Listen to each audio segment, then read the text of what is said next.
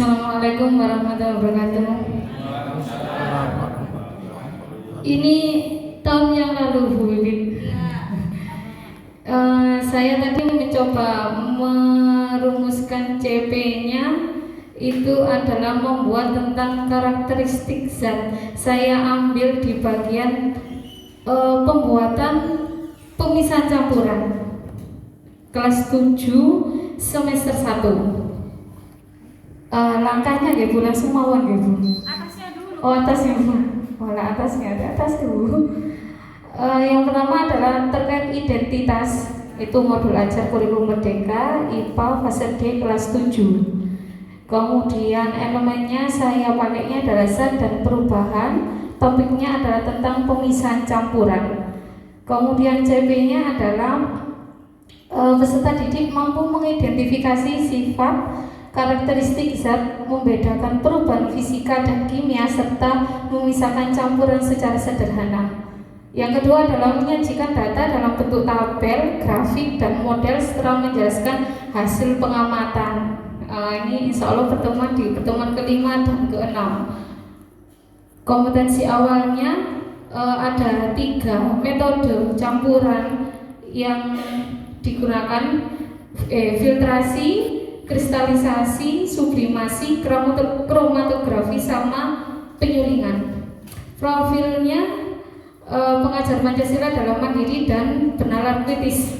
Yang P2-nya adalah berkeadaban, keteladanan, dan musyawarah. Saya ambilnya adalah pas waktu proses kerjasama dengan siswa yang lain. Kemudian persiapan pembelajarannya yaitu mengkondisikan peserta didik, menyiapkan link video dan artikel.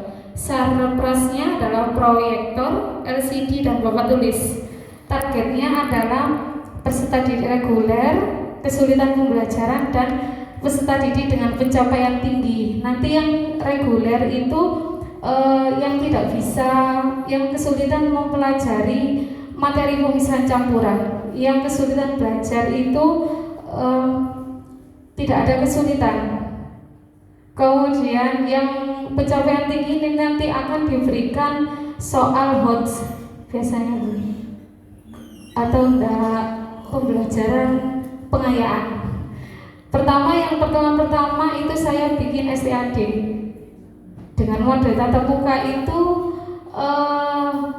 diskusi kelompok. Yang kedua adalah tentang problem based learning-nya. Yang pertemuan ke-6 itu yang pemisahan campurannya. Yang kelima itu adalah perbedaannya, pengertiannya apa itu pemisahan campuran, contohnya seperti apa, perbedaan pemisahan campuran antara filtrasi tadi Bu yang ada di atas. Kemudian tujuan pembelajarannya, membedakan metode pemisahan campuran. Kemudian adalah menggunakan hasil pengamatan pemisahan campuran dengan membuat laporan terkait metode pemisahan campuran secara sederhana dengan runtut. Kemudian pembelajarannya bermakna ada, karena saya pemisahan campuran saya ambilnya di kimia. Kemudian penambahan suatu zat sama prosesnya bagaimana. Kemudian ada pertanyaan tematiknya ada 3. Apa yang kalian lihat pada dasar gelas setelah minum kopi setelah diseduh? Kemudian yang kedua adalah memisahkan air kopi dari ampasnya, gimana caranya? Kemudian yang ketiga adalah bagaimana dengan meminum coklat, apakah bisa dipisahkan antara ampas dengan airnya? Kemudian saya langsung ke pertemuan kelima ya Bu, yang PBL. Ini ada 3 kegiatan, yaitu yang pertama adalah pendahuluan, kemudian kegiatan inti, dan yang keempat adalah kegiatan penutup. Yang pertama adalah dibuka dengan PPK.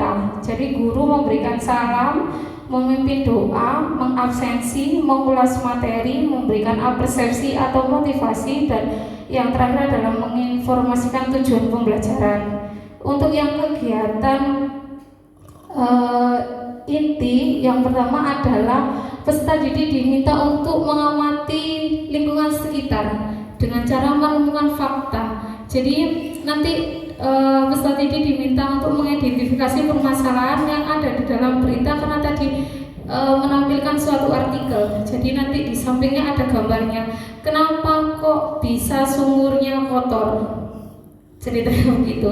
Kemudian yang kedua adalah peserta didik diminta untuk memberikan solusi. Jadi dia berpikir tingkat tinggi, kenapa kok kotor? Bagaimana caranya memisahkan?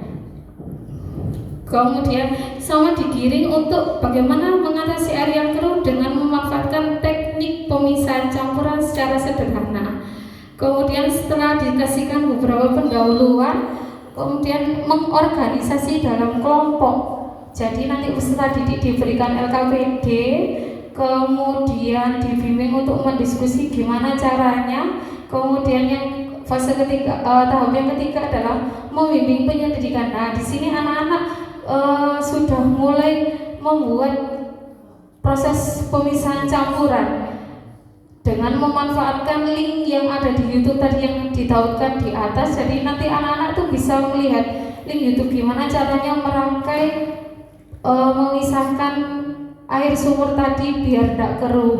Kemudian hasilnya adalah mengembangkan karya dan menyajikan hasil karya. Yang terakhir adalah mengevaluasi proses pemecahan masalah. Kemudian terakhir penutup adalah sebelum menganalisis dia mengkomunikasikannya terlebih dahulu. Yang terakhir adalah kegiatan penutup. Gitu saja Bu. Oke. Sampun. Dari itu dia bikin yang sap-sap itu kan ya? Oke, sap-sap.